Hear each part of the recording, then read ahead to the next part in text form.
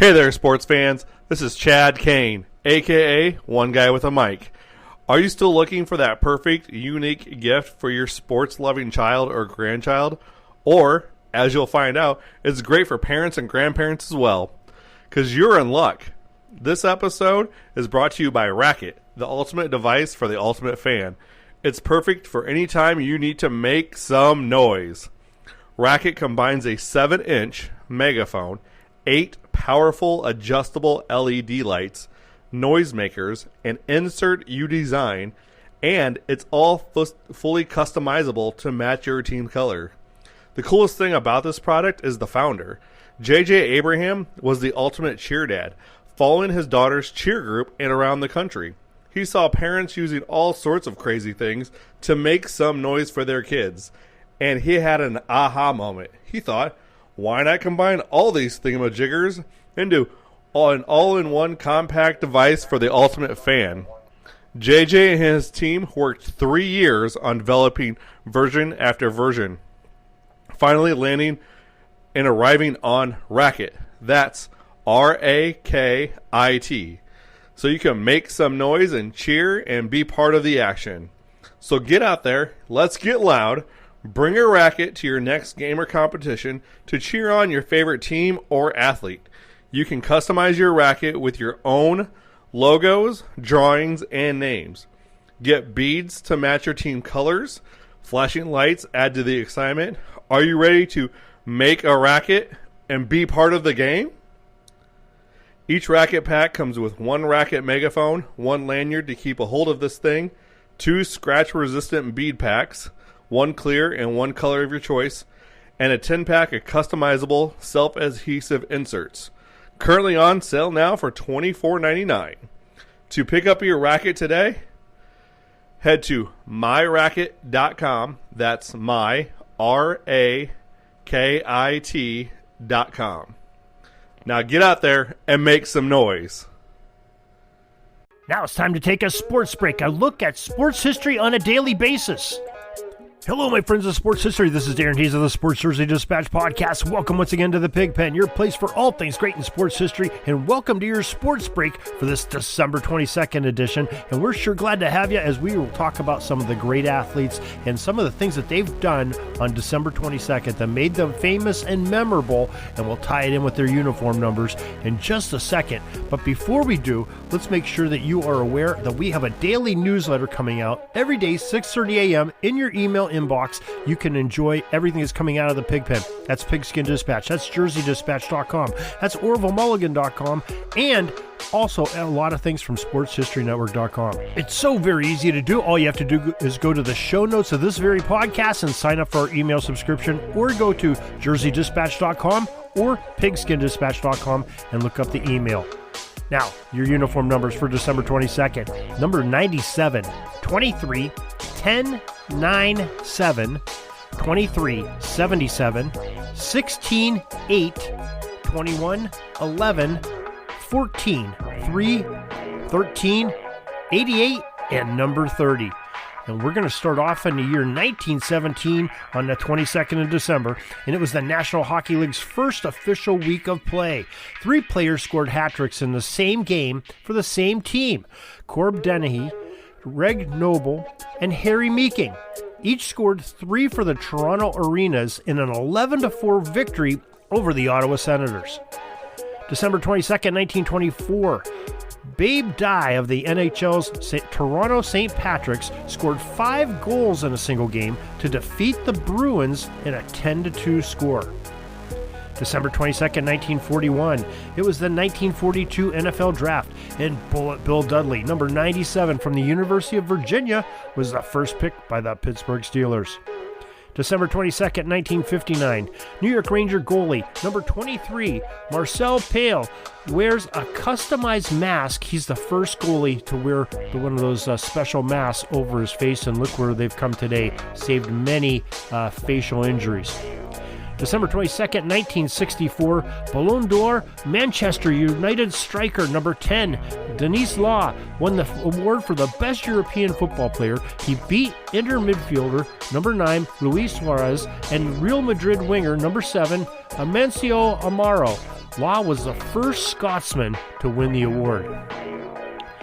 December 22nd, 1969, LSU's number 23, Pete Maravich, set an NCAA record for making 30 of 31 foul shots in a single game.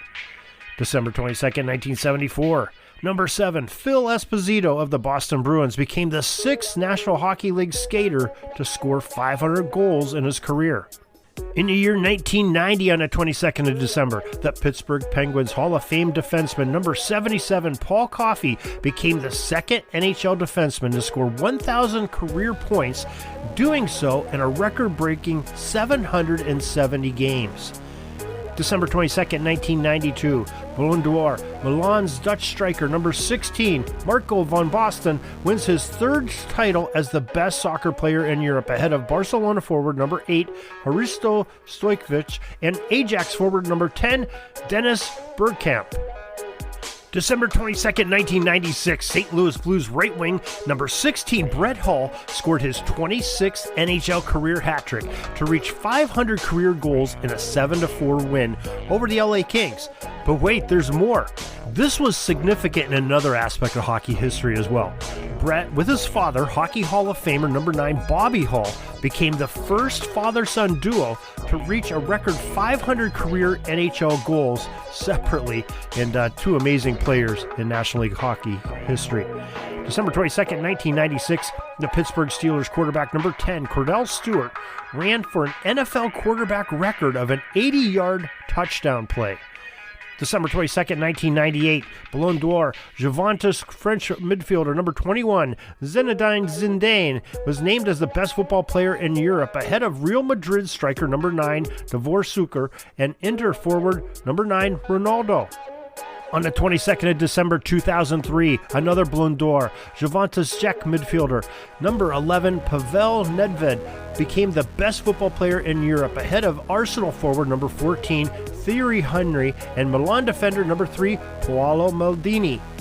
December 22nd, 2019, New Orleans wide receiver number 13, Michael Thomas, set an NFL record for the most catches in a season with his 144th grab as the Saints beat the Tennessee Titans 38-28. It broke a 17-year-old record held by Colts legend and Pro Football Hall of Famer number 88, Marvin Harrison, who had 143. And finally, in 2020, on the 22nd of December, Argentine soccer superstar number 10, Lionel Messi, heard of him lately in the news? Well, he scored his 644th goal for FC Barcelona during a 3-0 win over Real Valladolid to break Pele's record for the most goals with one club. Pele had 643 goals for Santos for 1956 to 1974, and Messi currently wears the number 30 jersey for Paris Saint-Germain. And there you have it. There's your sports history with numbers for December 22nd. It's your sports break. We're glad you could join us. Hope you join us each and every day for some more great sports history. In the meantime, go to sportshistorynetwork.com, pigskindispatch.com, and of course, jerseydispatch.com. Till tomorrow, everybody, have a great sports history day. This penalty kill is almost over. I got to get back out on the ice. But thanks again for joining us for another great edition of Sports Jersey Dispatch Podcast. We'll see you tomorrow. We invite you to check out our websites, jerseydispatch.com and pigskindispatch.com. Not only see the daily sports history, but to experience the preservation of great events and people that play the games. Find us on Pigskin Dispatch. It's also on social media outlets of Facebook, Twitter, Instagram, and don't forget the Pigskin Dispatch YouTube channel. You get all your daily sports history. Pigskin Dispatch is happy to be associated with the Sports History Network, the sports headquarters of yesteryear, found at sportshistorynetwork.com. This podcast is part of the Sports History Network, your headquarters for the yesteryear of your favorite sport. You can learn more at sportshistorynetwork.com.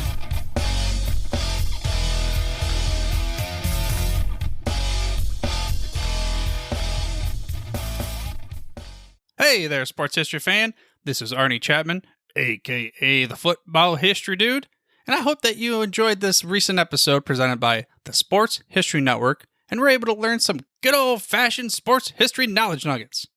I started the Sports History Network back in 2020 with the mission to help podcasters find a community of like-minded sports history nerds, as well as helping aspiring podcasters to start their own shows.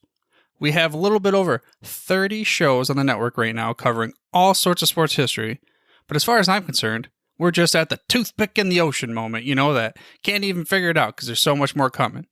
We wanted to create the ultimate headquarters for sports yesteryear, starting with Podcast Network and our website, but we're going to continue to move into other mediums as well. And here's the cool part, because we want you to be part of our team. So if you're interested in starting your own podcast, or maybe being a guest on one of our shows, or who knows, maybe even writing an article for us over on the website. Seriously, all you gotta do is reach out to us on the contact page over at sportshistorynetwork.com. You can be as technologically savvy as a Neanderthal tapping on a stone trying to figure out this whole hieroglyphics thing back in the day. Again, it doesn't matter, because even if you don't understand the whole podcast space, we have a production team that can pretty much help you out with doing everything. All you gotta do, head over to sportshistorynetwork.com, head to the contact page, fill it out. That message goes right to me, and I'll reach out to you as soon as I can. But for now, dude, I'm through if you're through.